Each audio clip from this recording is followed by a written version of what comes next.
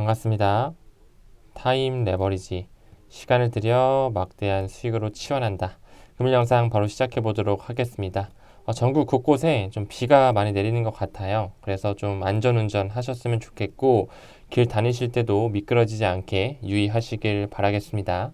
방송을 촬영하는 시점으로 비트코인 가격은 아직까지 조금 지지부진한 흐름 보여주고 있어요. 업비트창 보더라도 대부분 파랗게 좀 물들어 있으면서 아직까지 횡보하는 약세장 보여주고 있습니다. 비트코인 3,500만원 초반대 보여주고 있고요. 우리가 투자하고 있는 리플 700원대 초반까지 떨어지면서 리플에 대한 확신이 점점 사그라들 수 있는, 갈수록 두려워지는 그런 시장 상황을 보여주고 있네요. 하지만 우리가 이럴 때일수록 조금 더 공부를 통해서 확신을 갖고 오히려 모아갈 수 있는 기회라고 생각을 해주시면 어떨까라는 생각을 공유드려 봅니다. 고래의 활동 잠깐 지켜보게 되면 4억 개가 넘는 XRP를 알 수 없는 지갑으로 이체했다라는 거죠. 보통 알 수 없는 지갑으로 이체했다라는 것은 거래소로 이체했다는 것과는 다르게 매집을 한 정황으로 포착할 수가 있습니다. 고래 정보 잠깐 보고 가게 되면 8월 25일 금요일 기준으로 약 4억 개가 넘는 XRP를 본인의 익명의 지갑으로 이체했다라는 부분에 있어서, 물론 가격적인 부분에서는 우리가 퍼포먼스가 보여지지 못해서 조금 걱정도 되고 내가 지금 투자하는 게 잘하고 있는지 의심과 의문이 들 수는 있지만, 계속적으로 고래는 우리가 직접적으로 모아가고 있는 XRP라든지 비트코인, 이더리움, 라이트코인 등등의 코인들을 모아가고 있다 라는 부분에 집중해 주시면 좋을 것 같아요. 웨스턴 유니온 소식 잠깐 보고 가겠습니다. 최적화된 송금을 위해서 역시나 리플사의 솔루션을 채택했다라는 부분이거든요. 우리가 머니그램은 잘 아는데 사실 웨스턴 유니온 잘 모르시는 분들 계세요. 일단 머니그램 잠깐 보고 가게 되면, 머니그램은 세계에서 두 번째로 큰 자금이체 제공자이다. 이 기업은 대략 34만 개의 대리 사무소를 가지고 있고요. 200개 이상의 국가에서 운영이 되고 있다. 굉장히 크지만 1인자가 아닌 2인자의 자리에 바로 머니그램이 있다. 1인자는 바로 방금 말씀드렸던 웨스턴 유니온이거든요. 그 웨스턴 유니온이 바로 리플사와 협력하고 XRP의 솔루션을 채택하고 있다는 부분이 굉장히 주목할 부분입니다. 송금 서비스 글로벌 분야의 리더인 웨스턴 유니온은 끊임없이 변화하는 금융 환경에서 혁신을 이루겠다는 의지를 포명하면서 암호화폐 세계로의 과감한 진출을 단행했다. 흥미로운 개발 과정에서 웨스턴 유니온은 전략적 이니셔티브의 일환으로 리플의 블록체인 기술과 기본 디지털 자산인 XRP를 통합하는 방안을 모색한다고 발표했죠. 이러한 움직임은 웨스턴 유니온이 역동적이고 빠르게 발전하는 암호화폐 영역으로의, 디지털 세상의 영역으로의 진출을 의미하며 원활한 국경 간 거래를 촉진하는 선두주자로서의 입지를 더욱 공고히 한다라고 하면서 리플과 웨스턴 유니온이 손잡았다라는 부분이 나오고 있어요. 자금 이체하는 부분, 국경 간 송금, CBDC의 구현 모두 리플사가 앞장서고 있다는 부분에 우리는 크게 의심할 여지가 없다라고 말씀드릴 수 있겠죠. 그렇게 웨스턴 유니온과 리플이 손잡은 것은 혁신을 향한 전략적 움직임이다 라고 말씀을 드릴 수 있고, 웨스턴 유니온은 리플과 협력하면서 XRP를 기존 결제 시스템에 원활하게 통합하도록 설계된 최첨단 솔루션, 우리가 잘 알고 있는 On Demand Liquidity, XRapid 기반의 기술을 활용하면서 국경 간 결제를 간소화하는 것을 목표로 한다. 지금 과도기적인 부분에 조금씩 리플사와 함께 ODL 솔루션이 확장되는 모습 볼 수 있습니다.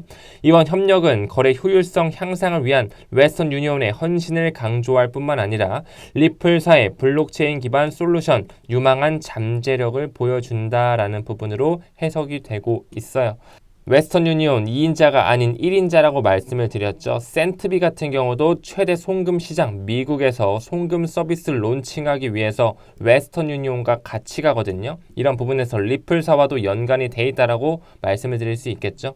세계 최대 송금 시장인 미국은 한국과 인도네시아, 싱가포르에 이어 센트비가 현지에서 해외로 송금하는 타발 서비스를 지원하게 된 네 번째 국가다라고 나오고 있죠. 이런 부분에 있어서 센트비 역시 최대 송금 시장 미국에 뛰어들면서 웨스턴 유니온과 같이 가고 리플사와 연관이 돼 있다는 부분, 실질적으로 리플 공식 홈페이지의 고객 사례 연구를 보더라도 각국의 송금 기업들, 국경 간 결제 서비스 회사들과 모두 손잡고 있다는 부분 쭉쭉쭉 나오고요. 저희가 방금 봤던 센트비 역시 리플사의 공식 홈페이지에서 거론이 됐다. 그러면서 센트비는 웨스턴 유니온과 협력하면서 리플의 결제 솔루션을 사용하겠죠. 이런 부분을 우리가 확장해서 볼 수 있다는 부분 짚어드리고 넘어가겠습니다. 그렇기 때문에 리플의 관계도를 보더라도 전 세계 기득권 세력들, 금권 세력들과 같이 갈 뿐만 아니라 송금 시장을 이끌고 있는 웨스턴 유니온과 머니그램까지 보이고 있다는 부분을 볼 수 있습니다. 뱅가드 포럼에서도 항상 나왔었죠. 뱅가드로부터 자금줄이 풀리면서 머니그램으로 이어져 나갔다는 부분. 결국에는 다 리플사와 함께 연동이 돼 있고 연관이 돼 있더라. 머니그램 같은 경우도 과거에 리플사와 파트너십을 끊고 스텔라 재단과 손을 잡았잖아요. 이런 부분에 있어서 시간이 지나면 1인자를 따라갈 수밖에 없다. 시대의 흐름에 맞춰갈 수밖에 없다. 거액을 송금하는 부분에서는 리플사의 ODL 솔루션을 반드시 채택해야 될 것입니다. 이런 부분도 우리가 언제쯤 기사화가 돼서 나오는지 지켜볼 필요가 있겠네요.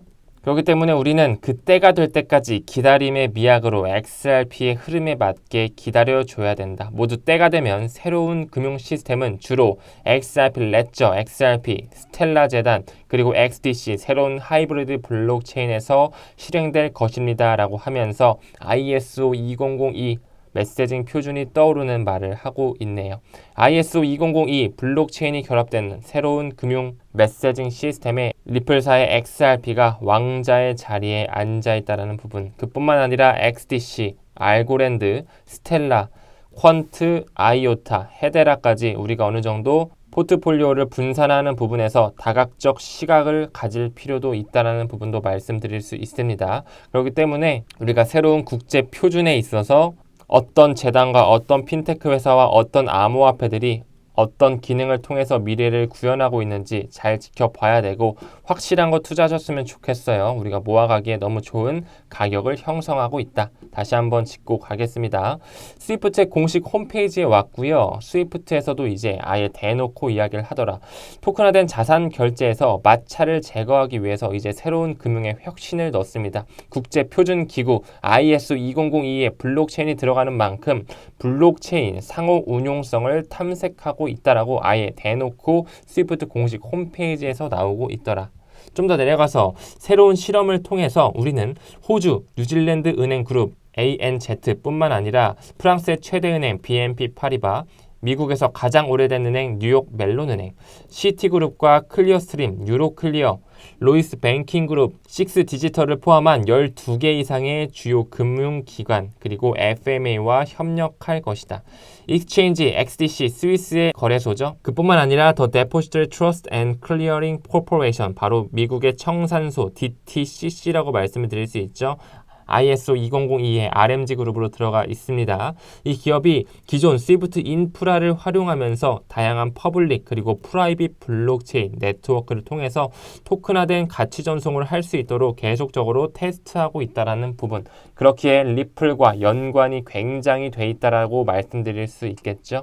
그뿐만 아니라 R3도 스위프트와 함께 계속적으로 블록체인 기술을 넣으면서 금융의 혁신을 가져오고 있다. 글로벌 페이먼트 이노베이션, 블록체인과 글로벌 결제망인 스위프트가 만났다라고 말씀을 드렸고, 블록체인 거래를 할 수 있게끔 계속적으로 R3에 있는 코다 플랫폼 역시나 리플사의 DLT 기반이 들어가 있죠.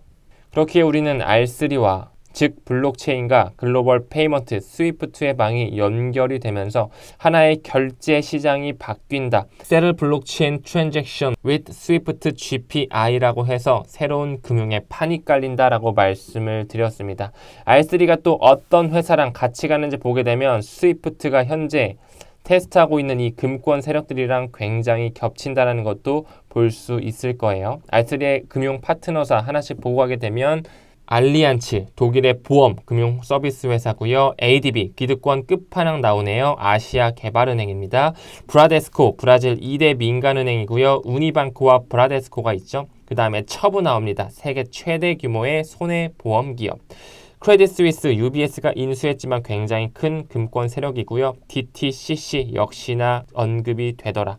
유럽의 예탁기관 유로클리어와 클리어스트림 당연히 나와겠고요.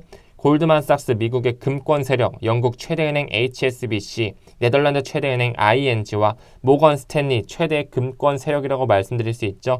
일본의 최대 금권 세력 미쯔비시와 미국의 대형 거래소 나스닥, 그리고 넥시 이탈리아 대형 결제 시스템 회사고요. NSE 인도까지 나옵니다. 인도 국립증권거래소. 라보은행 ING와 같이 가고요. 탑2 은행입니다. 네덜란드 은행이죠. SBI 말 안 해도 리플과 굉장히 연관되어 있는 합작 회사까지 가지고 있죠. XDX 역시나 식스 디지털 거래소 나오면서 스위스의 최초로 금융시장 감독청의 규제 승인을 받은 최초의 플랫폼이다. 그뿐만 아니라 미국의 금권 세력 트루이스트 그리고 웰스파고까지 나오면서 이미 알스트리아와 굉장히 많은 금권 세력들은 같이 가고 있으며 스위프트에도 연관이 돼 있더라. 여기서의 이 코다 플랫폼은 역시나 마찬가지로 DLT 기반 리플사가 굉장히 연루가 돼 있으며 XRP로 귀결이 된다라는 부분 알고 있을 겁니다. 그렇기에 R3의 관계도를 보더라도 코다 플랫폼이 보여지면서 ISO 2002 메시징 표준이 모두 다 리플로 귀결된다라고 말씀을 드릴 수 있을 것 같아요. 스위프트와 DTCC는 연관이 되면서 BIS의 마리아나 프로젝트라든지 주라 등등 다양한 논문과 프로젝트를 통해 DLT, Distributed Ledger Technology, 분산 원장 기술에 대해서 이야기를 하고 있고 미래에는 새로운 하이브리드 블록체인을 통해서 이더리움의 EVM, 스마트 컨트랙, 이더리움 버추얼 머신과 솔라나의 SPL 스마트 컨트랙이 연관이 되면서 하나로 어느 정도 연결이 될 것이다라는 부분 말씀을 드릴 수 있을 것 같습니다. ISO 2002 메시징 표준의 공식 홈페이지고요. 잘 알고 있듯이 의사결정 기구인 RMG 그룹으로 레지스트레이션 매니지먼트 그룹으로 리플 네트워크가 자리 잡고 있다라고 말씀을 다시 한번 드리면서 금일 영상 마무리 짓도록 하겠습니다. 가격이 계속적으로 횡보하고 떨어지다 보니까 확신이 조금씩 낮아질 수는 있습니다. 하지만 우리가 이런 부분에서 세력들의 장난질에 절대 놀아나지 마시고 계속적인 DCA 분할 매수를 통해서 모아가시면 어떨까 하는 말씀드리면서 금일 영상은 여기서 좀 마무리 짓도록 하겠습니다. 금일도 미흡하고 부족한 영상이지만 끝까지 좋은 피드백 주시는 구독자 선생님들께 감사의 말씀드리면서 이만 물러나도록 하겠습니다. 감사합니다. 성투합시다.